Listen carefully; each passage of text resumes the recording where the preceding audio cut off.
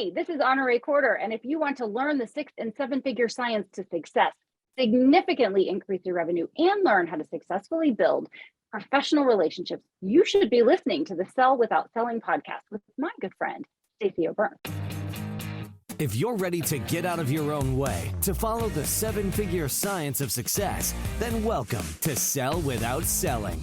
Tune in with renowned international speaker Stacey O'Byrne as she shows you how mastering relationships, achieving the proper mindset, and attaining the necessary motivation will catapult you away from failure and onto your journey to greatness.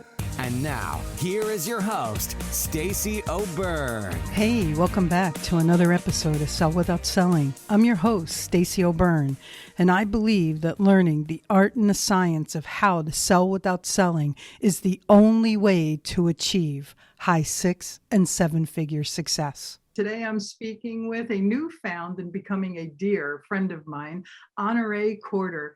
Honoree is an empire builder with more than a dozen 6 and 7-figure income streams. I want you to hear that again. With more than a dozen 6 and 7-figure income streams.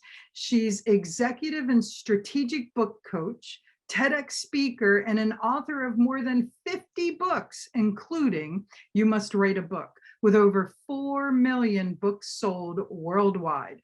Honoree passionately mentors aspiring empire builders, coaching them to write, publish, and monetize their books, create a platform, and develop multiple streams of income. You can find out more at honoreecorder.com, and we will make sure that's in the show notes. I believe that learning the art and the science of how to sell without selling is the only way to achieve high 6 and 7-figure success. This is going to be an incredible conversation. I am so excited for you to meet, hear, and learn from Honoree today. And really quick, if you're a business owner, entrepreneur, sales professional, and you haven't hit the level of success that you've wanted or needed, or if you're stuck and needing a pivot in your business and your success, or maybe you just want more, and you understand the importance of having a coach to help identify the blind spots, increase accountability, and help with success strategies to take you, your business, your income, and your success to the next level. If this sounds like something for you, then head over to pivotpointadvantage.com/I want success. That's pivotpointadvantage.com/I want success. There's a quick application there that will see if we're a great fit for each other and have a conversation with the two of us. All right, let's do this. Honoree, welcome to the show. What happens if we spontaneously combust right at the beginning? I just think that would be so excited. How's that? Right? Yes, exactly. Agreed. Glad to be here. Thank you for having me. I know your schedule, and I know you're getting ready to head out for a vacation, and I am blessed you made time for us. Oh, wouldn't be anywhere else right now. Thank you. You know, it's really awesome. I have to share something with our listeners before we started recording. You know, Honoree was talking to me about her vacation philosophy, and you know, she usually takes 1 month off in part of the year, and then another month off in a part of the year, and then weeks in between the year. And I'm intentionally telling our listeners this because most people think small, and because they think small, it keeps them small, it creates small, right? And to have the opportunity, the choice, the ability to be able to take time off like that is so outside most people's realm of thought, right? Yes. How did you create that for yourself? Well, I wanted, and that's such a great question. Thank you for starting there. I wanted when I first started, aspired to, and created, and then want to continue to create the ability to perform at my highest ability all the time. Asterisk, see fine print below. I want an empire that I own, not one that owns me. Nice. Nice. I want you guys to hear that again. She wants an empire that she owns, that doesn't own her. And that takes a lot of foresight, a lot of vision, right? Yes, it also takes the ability to disconnect that money comes through people and situations, that it comes when you take your value and bring it to the world. I want to create, and I want to inspire others to create. Their the intersection for them between time, money, and joy. Mhm. So where do you lose time? Where do you get the most joy? And where do you bring the most value? Therefore, you get the return of value and money, because that's our commerce, right? I mean, I think if our commerce were chocolate or cookies, I'd be good. Yeah. I can survive on those a little too. And so I just really put a lot of thought into, how do I get there, and how am I at my best? And my best requires a lot of rest. And I never really got connected to, I want to work 15 hours a day. I want to work 7 days a week. I love what I do, and what I do does not feel like work. And as I'm coming up on a break of vacation, I still have the conversation with my husband. I'm still going to get up in the morning. I'm still going to do my morning routine. I'm still going to do my workout. And I'm probably going to do a little bit of writing, because when I give my computer, my brain, a reset, and I tend to be ridiculously productive in terms of ideas. Mhm.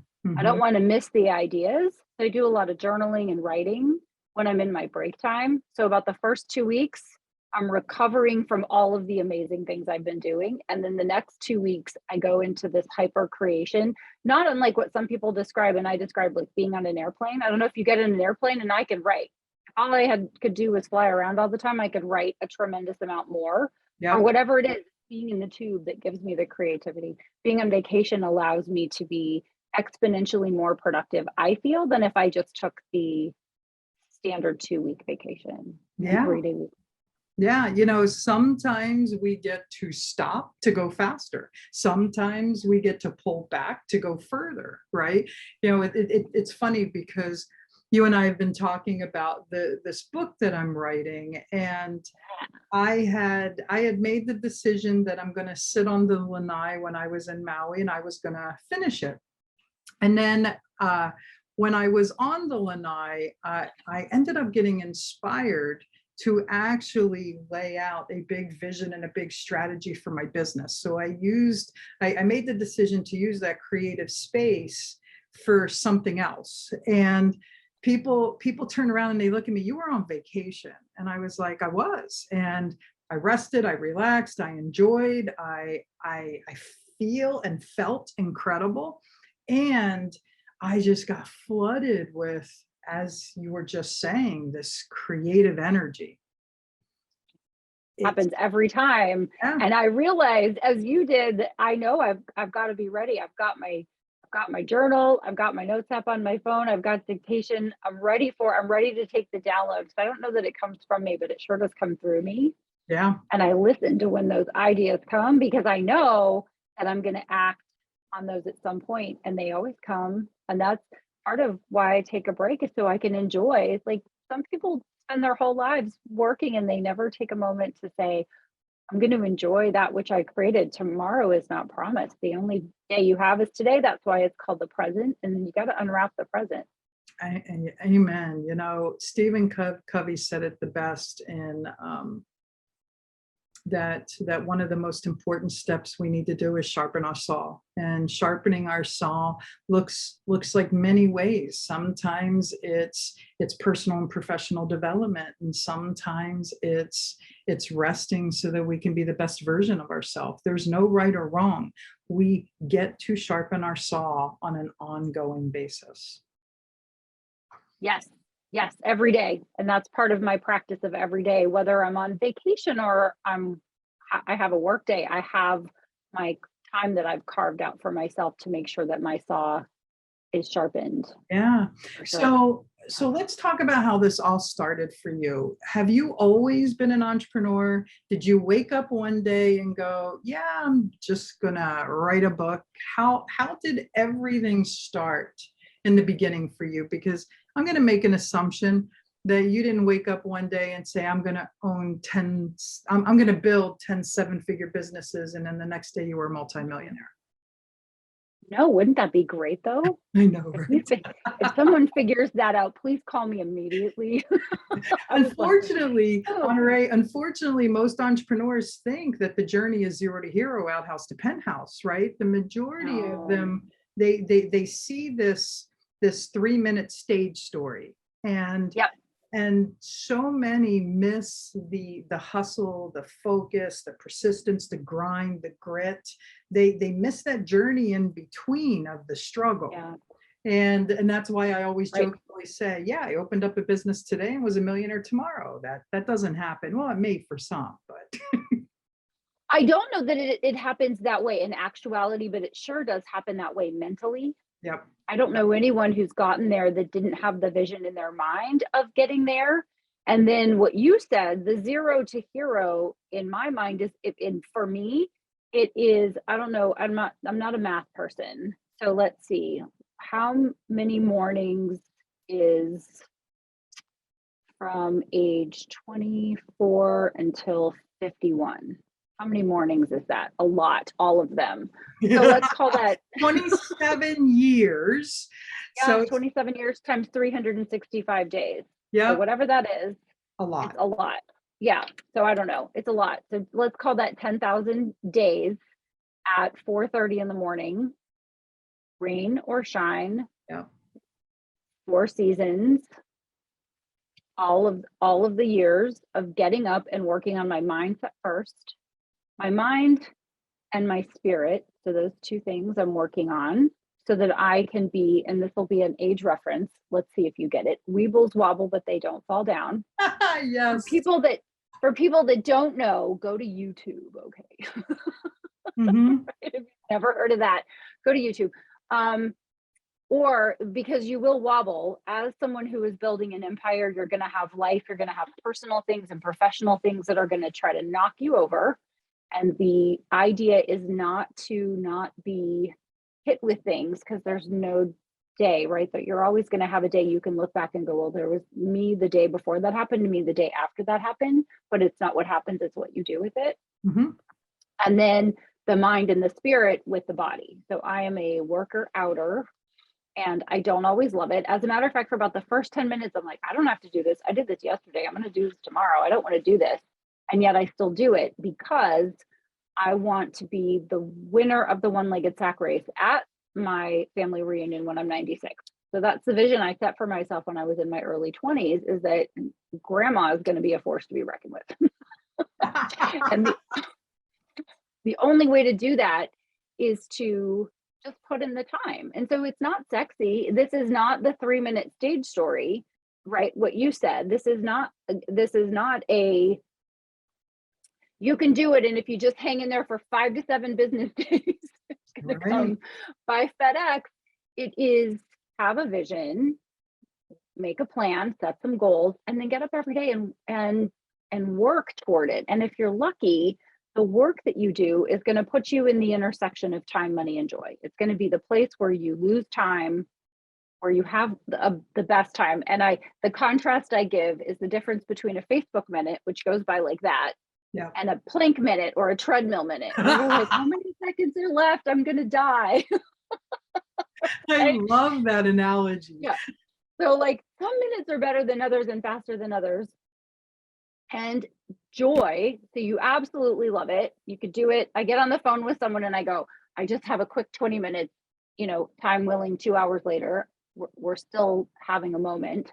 And then there's the money side of it, which is how we're paid, right? Which is how we receive compensation for the value we put in the world. So if you're lucky, you're going to find yourself in that triangle, and that is going to lead you down the path. And one day you're going to wake up and realize that the vision and the plan that you put in place, you actually passed it and you're still going and you're still loving it and you don't want to stop. And so when I'm asked if I want to retire, I'm like, well, whatever for? What would I do? If I only worked 40 weeks a year for the whole rest of the time I'm on this planet, I think that's pretty good. Yeah, I think that's amazing. I'd like to touch on several things that you just brought up. First, people always tell me I want the life you have. I want the business you have. And I'm like, great, here's my schedule. My day also starts at 4:30 in the morning, right? And it's a common circumstance that I've seen with people who are successful. They get up early and they work on self first. Every day. It's meditation, it's reading, I have what's known as happy hour. My happy hour starts at 4:30, and from 4:30 to 5 I meditate. Then 5 to 5:30 I either, depending on the day, I'm either reading or I'm driving to my personal trainer. It's one or the other. Okay, got it. And then I have another happy hour in the evening, and that happy hour looks like courses or time with a coach, or that's my version of happy hour. Yes. And there may or may not be water or vodka in my water bottle. Who knows? So I really want people to understand that we're the common denominator in our successes and our failures, right? And it all stops with us. So when people come up to me and go, I want your life, I want your business, and I'm like, great, here's my schedule. This is really all you get to do. And they're like, well, I don't want to do all that. And I said, well, then you don't want my life, right? And what people fail to realize is work is a 4-letter word, and so is play. And when your work becomes your play and your play becomes your work, you never work. I get to hang out and talk with really good people like you all day long. I get to work in front of a room with entrepreneurs who want to make an impact in the world, want to make a difference in others' lives and in their life. So am I really working? No. I get to work with entrepreneurs who want to make a social, emotional, physical, and financial impact in their life and others' lives. What could be better than that? So nothing. And let's just visit what the definition of work is in my mind, because every so often I do it because we own some property. It's building a fence or shoveling rocks, laying bricks in the sun, mowing the yard. That's work. Yeah. And also it's not work that I would be as well compensated for. Also, I'd get fired because I need to take water breaks all the time. Yep. Also, I'm very much like, this is exhausting. I don't know how to do it. How long do I have to stand here? What's happening? Yep. My work ethic goes right out the window when it comes to manual labor. But real work that a lot of people do, if you're able to do this for work and you don't have to do that for work, that's the first thing to put on your gratitude list in the morning. Absolutely. I do a gratitude list as well. I want you guys to hear the common denominators, right? I do a gratitude list in the morning and I do one in the evening.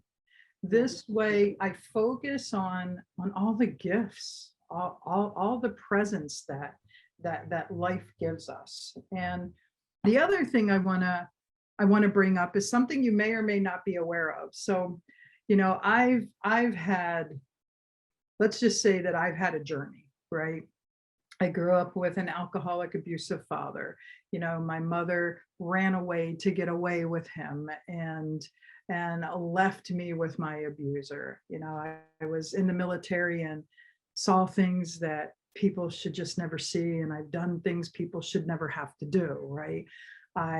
I built a 7-figure business to only have it embezzled from me, and then had that business partner then turn around and sue me, and I spent 4.5 years in court and then filed bankruptcy. So I've had a journey, right? And then turned around and have built, another 7-figure business, this time without a partner. And I know, right? And multiple 6-figure businesses. And one of my key phrases on a continual basis, people would always ask me, how do you recover from this? How do you keep doing this? How do you keep forging ahead? My response was always, weebles wobble, we never fall down.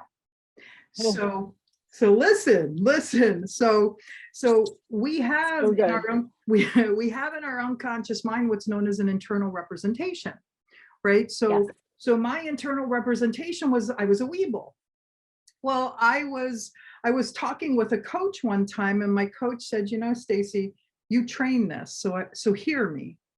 And I said, what's that? And she goes, what do people do with weebles? And I said, they walk up and they poke them so that they rock. And she goes, interesting. She goes, so why do you reference yourself as something that you're going to allow people to come up and try to knock you over? And I got dumbfounded. I mean, I just sat there like, and then she laughed and she goes, so tell me, what are you now? And I go, I need to get back to you on that, because I can't say I'm a weeble that wobbles and I don't fall down, because all that's doing is inviting people within my world to test that. And it attracted people to test that. And do you know, ever since I removed that from my internal representation, it has removed anyone and everyone that's wanted to test that. That's so interesting, because my internal representation is that I'm a tree with roots to the center of the earth, but flexible branches. Ooh, I love So it doesn't matter what what's coming through. Like my branches will bend, they won't break. I'm good. I'm solid. Mm-hmm. So, it's funny you talked about that, because when we were in Maui, I asked the people that we were there with if they've ever heard the metaphor of an oak tree and a palm tree. And they said no. And I said, well, think about it. Oak trees, they're stable trunks with deep, deep, deep roots, right? And when a storm hits, thunder, lightning, torrential rain, high winds, the tree can't bend to the wind. So when the wind hits it, what typically happens? The tree gets derooted, they tip over, and there's destruction and catastrophe everywhere, right? However, when you look at palm trees, their roots are really shallow, their trunks are really thin, and it doesn't matter what the weather's like, how strong the wind is, they bend to it. This way they exercise flexibility. So my lesson from nature has always been, allow my roots to grow to the point to where I'm grounded and secure, and allow my trunk, my life, to exercise the flexibility. So this way I can ebb and flow with whatever happens in life, because I'll never be able to control the environment around me. However, I can always control how I choose to respond to that environment. Yes, the internal environment is the most important one, I think. Absolutely. So let's talk about your journey. So you woke up one day and decided that you wanted to be an entrepreneur, right?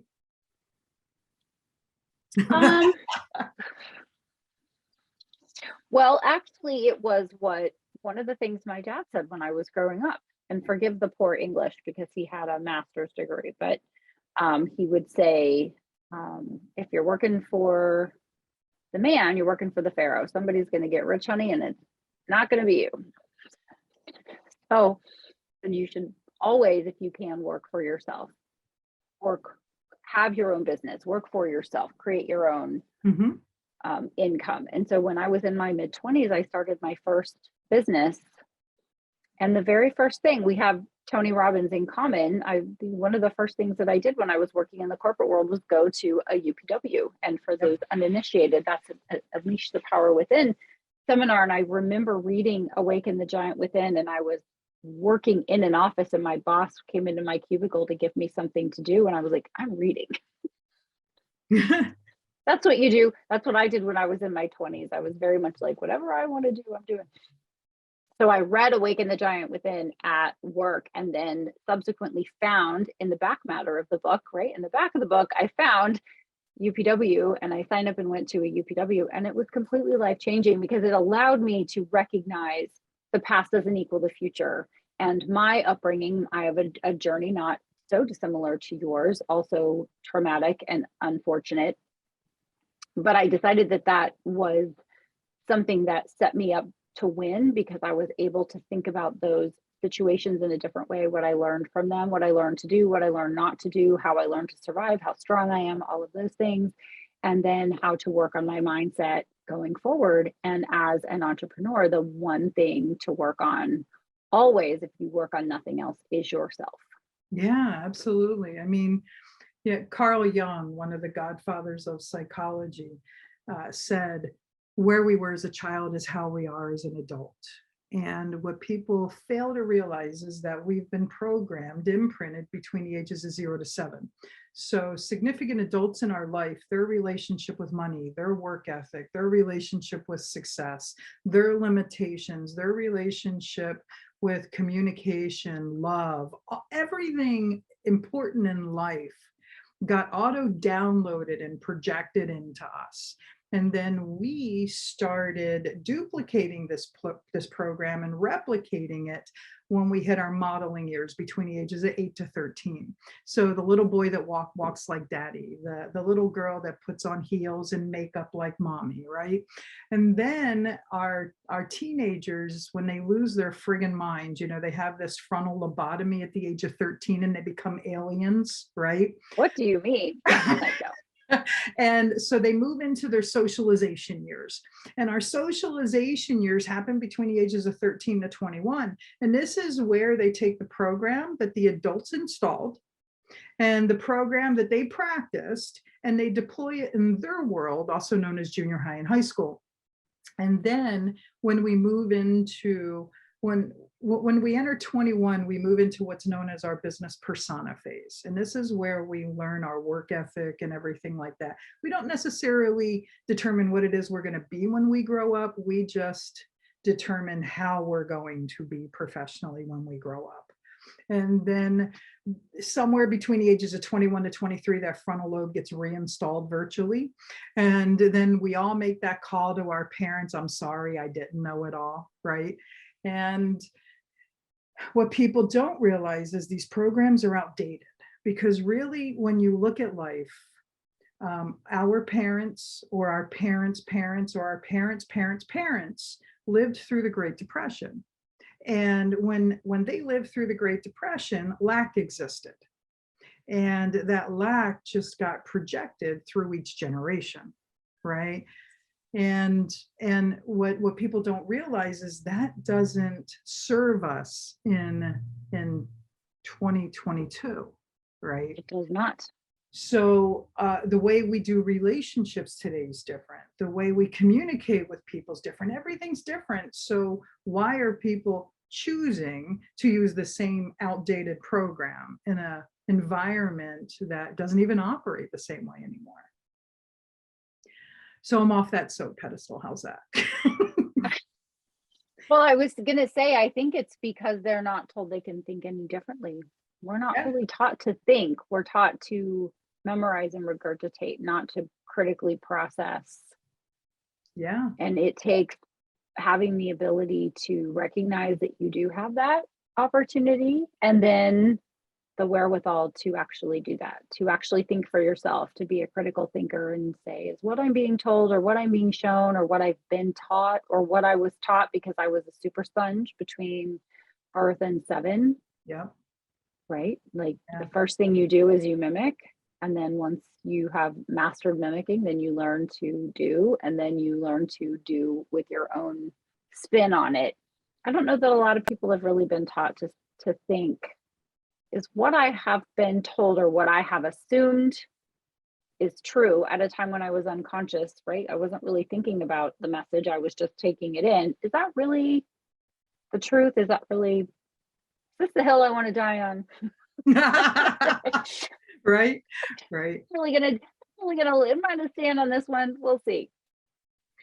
So, what I'd like to do is I'd like to roll into one of your expertise. You've written a level of books most don't. You have achieved a level of success that most never have even envisioned, right? So I have a belief, this is strictly my belief, that every human being in the world has a story. And every human being in the world that has a story has a right for that story to be told. And actually, more than just a right, a responsibility. Because reality is, we all have the opportunity to learn from each other. And our ability to share our story and to help others actually helps us even more, right? So, for those people that are sitting there, Mary Kay rep or an Isogenics rep or a realtor or mortgage lender that says writing a book isn't going to help me. How can possibly writing a book ever help my career? What's your answer to them? Well, I have a multifaceted answer. That's a great question. The first is the process of writing a book will show you what's possible for you. Because the coolest thing to do is become an Olympic gold medalist. Mm. Not everybody gets to do that. So the next coolest thing is to become an author. When you are an author, you automatically create an opening for a conversation with someone you meet with. When you say, I'm Stacey and I'm the author of, people will say, oh, you're an author? I've always wanted to write a book. Tell me about writing a book. Happens to me every single day. Every person I meet, if we get around to what I do, it inevitably sits there and we have a conversation about the book that they want to write, whether it's memoir, whether it's fiction, whether it's nonfiction, business, personal development, whatever. Most people have the desire to write a book and they feel like it is an insurmountable hill to climb. And yet thousands of books are being written every day. So the math is on your side. Right? It's in your favor. Yes. So in addition to proving to yourself what you can do, it allows you to take a moment and figure out your thoughts and to add value to the lives of others while in some ways processing your life and putting a process to your life. Then we can tack on the added benefits of boosting your name and face recognition, raising your brand profile, establishing you as an expert in your field, and making you the person that people go to for whatever it is you do. Good, bad, or indifferent, there are lots of coaches, real estate agents, salespeople, and the ones that go to the top that are the most successful usually have one thing in common, and it is that they are authors. Mm-hmm. And so if you don't think that writing a book can change your life and change your career, I'll go to the mattresses with you. I'll die on this hill, Stacey. That works. Because I listened when I got the advice, you must write a book. And I'm so glad that I did, because it opened doors, it opened big doors, it opened conversations, it opened minds, it opened hearts, and it created an entire path for me to go down when I thought that I was going to be a secretary, a network marketer, a business coach forever. And as I started to go down the road, I recognized that there were other things that I could do. There was something bigger for me than I saw for themselves. When you say what you've achieved is bigger than what most people do or what most people think they can do, I didn't necessarily think that I could do it either. I would create a vision for something and then it would happen and I would go, okay, that's interesting. All the while I was working on myself. So not surprising, as I was expanding my consciousness, what I wanted expanded and what I achieved expanded. Not surprising, but I certainly didn't. I'll go back to when I used to listen to tapes when I was in network marketing, and tapes, cassette tapes, right? Like put them in the machine, press play. Remember cassette tapes? I would listen, and invariably there was someone who'd say, I used to work at a gas station and I crawled into my car and I crawled out 18 months later and I was, top in the country and in the company. And I would say, what happened while you were in your car? Like, give me the recipe. What happened? So it didn't happen overnight. It happened every night. It didn't happen in one morning. It happened every morning.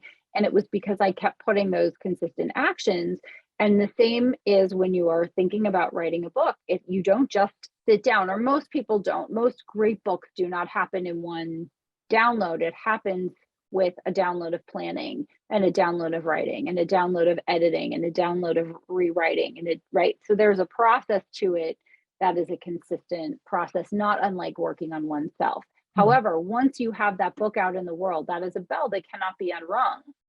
That is a box that cannot be unchecked, and you will always have comma author of insert book title, and that will raise you in the mind and esteem of anyone who may want to work with you. It will put you head and shoulders above anyone else who says, oh, I do that. I'm a business coach. It's like, oh, I'm a business coach and I'm the author of this book. And people go, oh, and it really gets their attention. Nice. So, for me, I think how we do some things is how we do everything, and how we do the little things is how we do the big things, right? So when it comes to writing a book, it takes the same muscle as it does as building a business, right? It does. Yes. So why do you think so many give up? Why do you think so many quit? Why do you think so many never complete or follow through? It's hard. It's hard. It's a tough process. And I think some people try to do it fast, easy, and cheap. When anything that's good, that's enduring, that has a 10-year mindset, which is what I teach, right? Like, think about your book making money for you 10 years from now. There's nothing you're going to put in place over the weekend that is going to be in place and making money for you 10 years from now. And if it is, then you're a unicorn who got struck by lightning, and congratulations, but that's not duplicable, right? That's not every person. Like, sometimes it does happen. So when people go, well, that happened for me, and I'm a millionaire and I live on a life raft and my life is wonderful, and I have somebody feed me watermelon in the morning and corn chips in the afternoon. Like, that's wonderful. That doesn't happen for most of us. So God bless you. You must have super good karma for 327 lives. And I'm super excited for you, but that's not everybody. All right. Most people want to do it fast, easy, and cheap. That's the first thing. The second thing is they get bad advice from people who don't know what they're talking about. And when I get someone who asks me, like, what's my differentiator? I'll say, well, I just want a nerd. When I hire somebody, I have an accounting team. I want nerds for accounting. They're like, new tax law. I'm so excited. It's the weekend, 3-day weekend. I'm going to read tax law all weekend. I'm like, oh, I will send you cookies, because that sounds awful, but exciting to them. So find someone for whom they have had success over and over and over and over, and they can help you peer around corners, and they can help you avoid mistakes. And they will tell you the truth. It's going to take time. It's going to take thought. You're going to get tired. You're going to want to give up. Here's the period of time where you're going to want to give up. Here's who you need to hire in this process. This is what you're going to pay them. This is how long it's going to take for them. Here's what you need to be doing in the meantime. Like, hire an expert to help you, and then take their advice, implement their advice immediately.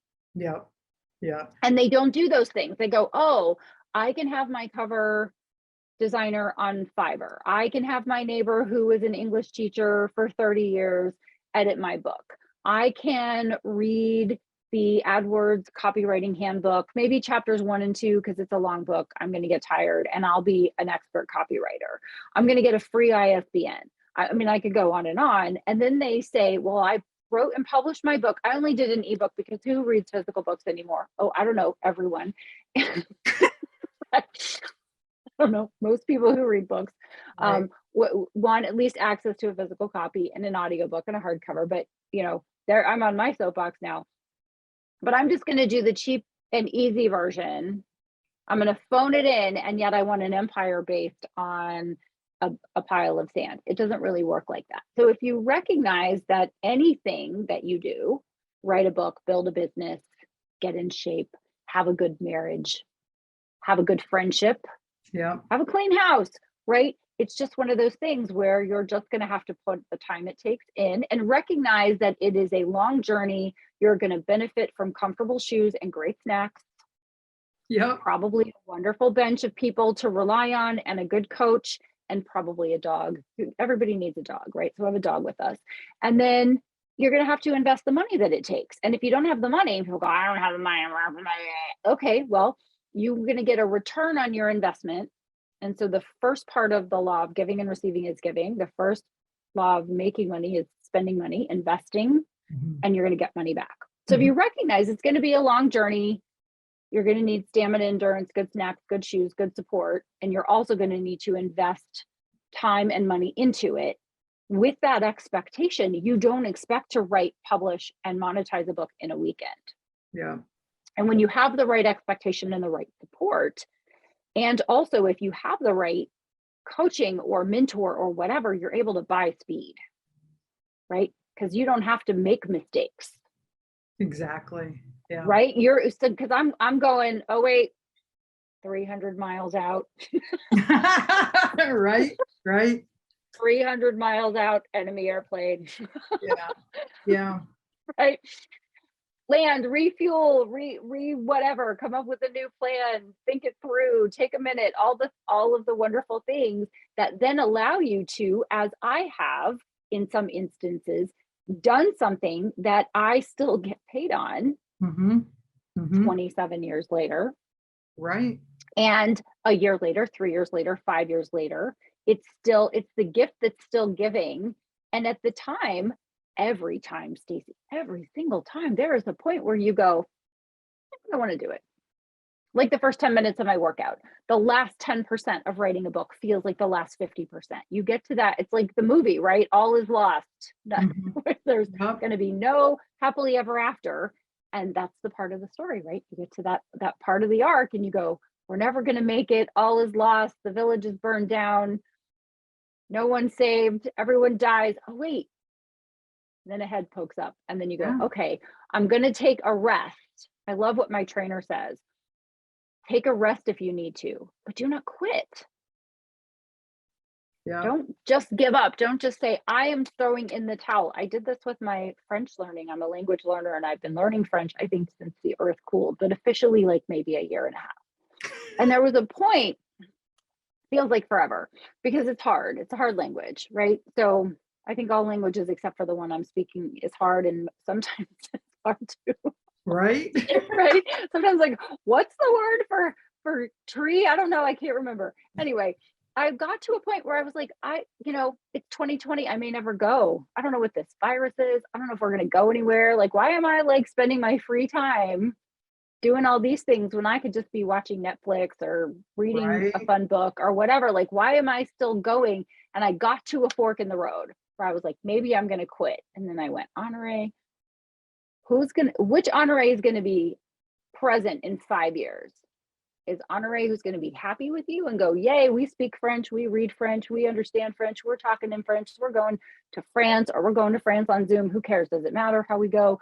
Or is it going to be like, why'd you quit for? What was that about? Why'd you give up? Yeah. What were you thinking? And I thought, well, I don't want to make me mad, because me mad is not good. I say that a lot too. Like, oh, I don't know. I don't want to talk to Mad Honorée in 5 years. I don't know what she's going to be like. So I might as well just downshift into fourth gear and remember why I started, revisit my vision and my goals, and schedule another conversation with my native French teacher, who most of the time I have to say, yo no comprendo, which is Spanish, right? No idea what you just said. Right. And so like every day, I just have 2 things that I do to study the language. So how that equates to writing is every day, great writers or readers. So every day, read a little bit in your genre, identify the other authors who you want to be on the bookshelf next to, and then every day write a little bit. And if you just do those 2 things consistently, you're rowing your boat both oars. You're going to keep moving forward, and eventually you're going to get there.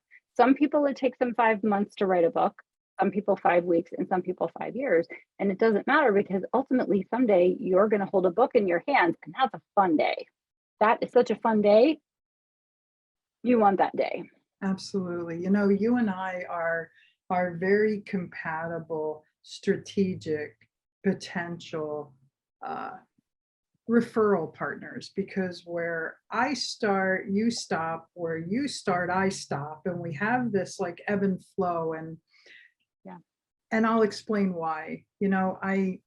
I tell my clients all the time, no story ever starts with once upon a time, the end, right? There's Right. this middle. And I equate to that with the analogy that the word life starts with the letter L, living, ends with the E, the inevitable end. And it's that if in the middle that always dictates the trajectory of life.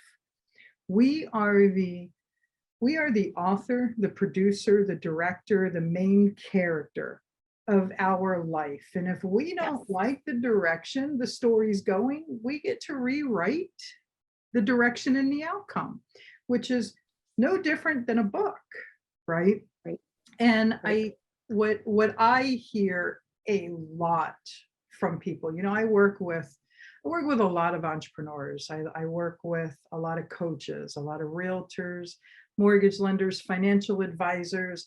I work with a very broad spectrum of people that are independent sales professionals who are building a business, right? I don't believe in being self-employed because that's just a very hard way to create a job for yourself. So, Right. so I say that to say one of the things I hear frequently and early in the beginning is I'm afraid to put myself out there. I'm afraid that I have nothing to say that people want to hear. I'm afraid of what other people will think of what it is I have to share. And all of this creates an environment to where people get stuck, to where people get stagnant. And I'll ask them all the time, well, has anyone ever said something negative to you? And the response I usually get is no. And I'm like, so if they don't, Just wait then. Just wait, they will. It's okay. I'm getting there. Just wait. Just wait. If they haven't yet, then what's the purpose of you projecting it happening? Right. Right. And if they have, who really cares? Because it's more of a reflection of them than it is you. Yeah. Yes. The inevitable person who is not in the arena will criticize you or offer their, I just want to point something out to you. Right. I want to help you. Okay. But not always is it delivered in the spirit of like, hey, I really care about you and I want to offer you an opportunity to grow. It's more like, here's where you're doing this wrong. I just wanted to let you know. Yeah. I noticed. Yeah. Yes. I thought you were going to say no good story starts with we had a salad. There you go. Usually a cocktail, but yeah, there you go. Yes. Well, a few minutes ago when you were talking about story, and we all have a story to share and our stories help each other. I don't think very many people find benefit in unsolicited advice, but what they do find benefit in is others' stories. When someone tells a story or you see a story and you say, oh, that's me. That could be me. I recognize myself in that. We learn by stories, we see ourselves in stories, and we're inspired by stories. Yeah. So if you don't think, oh, I don't have anything new to say, or who am I to put myself out there, or what if I put myself out there? I have two things to say to that. One, there is someone who needs what you have to say that only you can say. Yeah. Because you can go see a motivational speaker or someone who is in a position, like someone on a podcast, you could say, I don't really resonate with them. Like the people who resonate sometimes with Tony Robbins do not resonate with Brené Brown. Yeah. Yeah. Right. So if Brené had been like, well, there's already Tony Robbins, we're good. The world is good. We would have missed out on what she had to offer or what anyone else would have to offer. Absolutely. The second thing that I have to say is that you should only care about the opinions of the people with whom you would hide a body. Not whose body you would hide. Right, because they've clearly run afoul and they have been dealt with. But when I get criticism or compliments, I do my very best to meet them with equal energy. Correct. You are wonderful. You don't know. I could be a serial killer. And you're a terrible person. You don't know. I could be a nun. They don't know. Yeah, right? exactly. Like they have a moment in time experience. Mm-hmm. And so very interestingly, though, sometimes the people who we get wrapped up in the most are the people on social media who are like, I don't like your post. I don't like your hair. I don't like your book. Your book is a 1-star. And like, okay, so if you can get to a point that study stoicism or work really hard on your sense of self. I don't want to say ego, right? Because that has a different connotation, but your Exactly. self-esteem, right? Then when someone gives you input, you can analyze it with the appropriateness it deserves. Yep. And you can say to someone with whom you may be hiding a body, so I got this feedback. Is there any truth to this? Is this something I should look at? Is this me? How am I doing? The people who would actually know are the people that get to give an opinion that you can give weight to. I just see a lot of people giving so much weight to a random opinion. Agreed. That it takes them off their course, or worrying, like what you said, about the opinion that they're going to get. And authors in the author community will often talk about 5-star reviews. We all want honest 5-star reviews. Yes, we want those, but you're going to inevitably get honest 1-star reviews. And often you wonder, did they read the same book? Right. But that's every author ever. So your favorite author, whoever it is, go look up their books on Amazon and look at their reviews. And they may skew mostly toward 4- and 5-star reviews. Go read some of the 1-star reviews. Your very favorite book that you would take to a desert island. They're like, you have to one book that you're going to take to a desert island. This is your book. And you're going to go on Amazon, and they're going to be, depending on how many reviews the book has, 1,000 1-star reviews of people saying this is the worst book ever written. Yep. Yep. What planet are they from? But that's their opinion. They're entitled to their opinion. Wonderful. That's what the reviews are there for. However, I'm sure that author is like, yeah, I don't even read my reviews. Most of my author friends who are successful don't even read the reviews. They just go, I don't read the good ones. I don't read the bad ones. It doesn't matter. I just want them. Yeah. Give me a review. But I'm not going to get wrapped around the tree about what they say, because it doesn't really matter, because people don't really know. They don't truly know. And if someone doesn't truly know you, they don't truly have an opinion about how you are as a person. Yeah, I actually just recently recorded a video on this exact topic because we're building out a YouTube channel.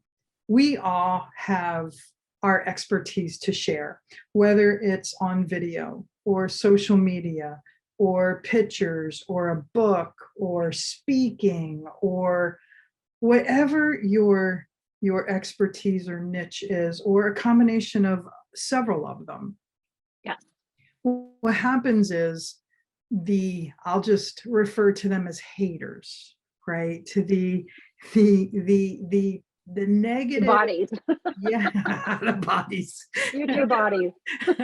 the projection of negativity.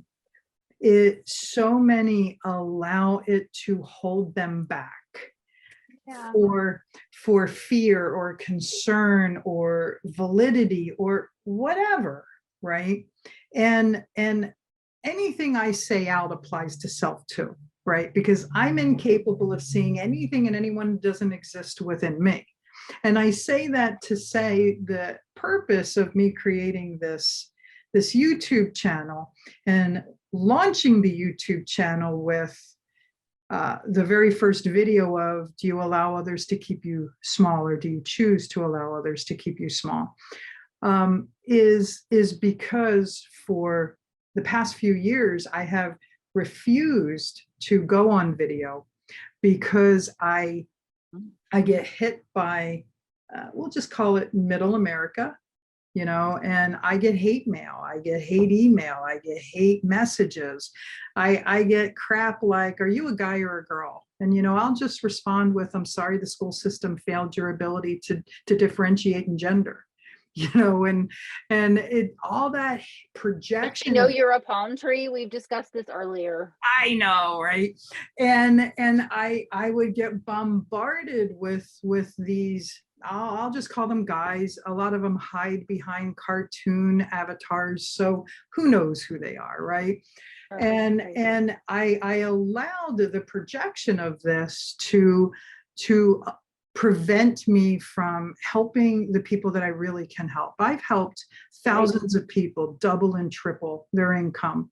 I've saved marriages. I've helped people choose to live instead of commit suicide. I've helped people avoid bankruptcy.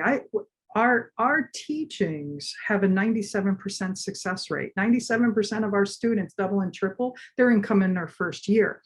And so cool. I chose to avoid putting myself out there in a bigger way because of 50 messages. I have thousands of testimonials from people in 50 messages. That's so common, Stacey. That's so common, where people will see they get 99 positives and 1 negative, and they focus on that 1 negative. That is so common. That is, I'm so glad you're talking about that, because that is not uncommon. And that is where your sense of self, weeble, oak tree, palm tree, whatever, right? That is where you're an oak palm. Excellent. Palm. Yes. You're a hybrid. I like it. Allows you to see it for what it is. And it's somebody with too much time on their hands. I mean, let's just say that, like, I don't have time. I don't have time to read it, let alone write it. If I can't be kind, I'm quiet. Yep. I don't have something nice to say, I don't say anything at all. Yep. I am fluent in snark. So on occasion, my French has been hard. Snark, super easy, second nature. I have to, for my own vibration, for my own creativity and my own productivity, I have to stay out of that. I'm like, nope, and we're done. And we're out. Yep. But I'm so glad you're talking about it, because that is a common thing that I hear, where people limit themselves because of what other people have to say that is unkind, when there's all of this encouragement for you to keep going. And if you can turn the volume down on that and turn the volume up on the cheering and the gratitude, I can only imagine the people that stayed married, are alive, making more money. I would imagine there might have been a thank you note, maybe a pony in there somewhere. Like, if you can focus on that, then that other stuff just, it's white noise. I don't even hear it. But when I do on occasion get something, and if I respond with kindness, because I think the hurt people. Yeah, exactly. So if you have enough time to do that, then you're like, somewhere out there, that is a message, that is an ask for kindness. It's like, can I throw the meanest, ugliest thing I can at you? Yeah. And how will you come back to me? And I just, I look at it like, I bet somewhere when they were 7 or 5 or 3, somebody was really flipping mean to them, and that's all they got. They've gotten all this way, they've come all this way, and they look at someone who is doing good things and they go, I'm going to criticize Stacey because she has something that I don't have, or she's doing something that I would do if I had the courage to do it. Yeah, or I just press delete. If it's mean enough, I go, gosh, bless your heart, delete. Yeah. I had this one guy message me and go, oh, look at you, how cute. You've gone through all your Tony Robbins tapes and now you've started a business. And my response to him, I started typing it out. I stopped. I realized he was a coach. And, I have a 7-figure coaching business and I have a 7-figure training business. And I don't even have time to read people's posts, let alone comment on them. And I stepped back and I realized, this is a projection. And I just turned around and my response to him was, I see that you're a coach as well. I hope you're thriving and successful. I really want you to know that I've been studying neuroscience and neurolinguistics programming for about 25 years. And what I have built 2 seven-figure businesses is based on my science. And I think about 20 years ago, I went to I read Awaken the Giant Within, and UPW wasn't always UPW. It was Unleash the Giant Within. And that's what I had gone to. And that was like, I don't know, 15, 20 years ago. And I don't even have a cassette player anymore. So thank you. And I wish you all the best. And I never heard from him again. And no, you don't hear back when you respond with kindness because they're not quite sure. I think they're not quite sure how to do that. I don't know for sure. I don't know for sure because I haven't ever sent somebody a mean. Yeah, for me, I haven't ever watched somebody's video where they're trying to give me value and been like, okay, what is the meanest thing? I'm a writer though. I should try it. I'll put that on my list of things to do in the next 98 and a half years I have left on the earth. That works. Yeah. I won't do that. I've built this filter, and this filter looks like this. If I do see it, and the key words is if I do see it, then is there any value I can extract for it that will help me become better? If the answer is yes, disseminate that. If the answer is no, move on. That's great. That's great. And my whole point in all of this, and I'm really looking forward to my YouTube channel going up because I really hit this hard, because allowing others to choosing to allow others to keep us small, including us. We are our number one most competitor, right? The itty bitty shitty committee in the brain, that bully just beats the crap out of us. And it's just a projection of ugliness from others that feeds the itty bitty shitty committee. And then we choose to take action or not from that point forward. And, I have this belief, if you can see it, you can create it. Because if you can see it, then it means it's in you, right? That's right. That's right. So, Honorée, welcome to the signature question of the show. And that is, what does selling without selling mean to you? Selling without selling means to me that I am focused on providing value and building a relationship. And the value has to be more than anything that I would ever receive in return. And the relationship has to be mutually beneficial, long-term, and win-win for everyone. I love that. And one of the only ways we can truly do that is to work with the itty bitty shitty committee during the board meetings to have them add value to us instead of beat the crap out of us. And, it all starts with mindset, because if you've got desperation lurking in the background, if you show up with a bait and switch mentality, that's going to be projected out. One of my favorite experiments out there was done by Heart Math Institute, when they put yogurt in a room and hook up a meter to it, and then have someone walk into the room with nothing connected to them. And then the one experiment I'm thinking about was the guy was going through a divorce, and the scientist in the room said, "Tell us about your attorney." And the meter in the yogurt pegged. And he goes, "Man, there's some crap between my attorney and I because of my divorce. And how does that yogurt know that?" And everything knows it. Everything knows it. Your energy is 25 feet around you. Yeah. So it enters the room before you do. Absolutely. And hopefully in a good way, right? You want to feel good to be around and comfortable, and like people can say anything to you and they won't be judged, that they can confide in you, that they can come at you, even if they if that's what they got going on. Yeah, absolutely. And you're just going to be remaining unmoved. You're just going to be solid and centered and calm and connected to yourself, and whatever they do is okay. And the only way that happens is to have a solid foundation and belief in self and self-worth and a solid mindset so that you can really show up in a space of service versus a space of desperation, right? Yes, and I think that added on to that, since we're talking about selling, is that if you can go into a situation, even if this is not the case, right? Sometimes we go into a situation, I think we've all been there at one time or another, if not today, another time, where the sale will make the difference. The sale is going to pay the bill. The sale is going to pay the tuition. The sale is going to pay the car note. The sale is going to buy the baby food, right? Wherever somebody is. If you can get yourself into the state of, I'm good, whether you buy this or you don't.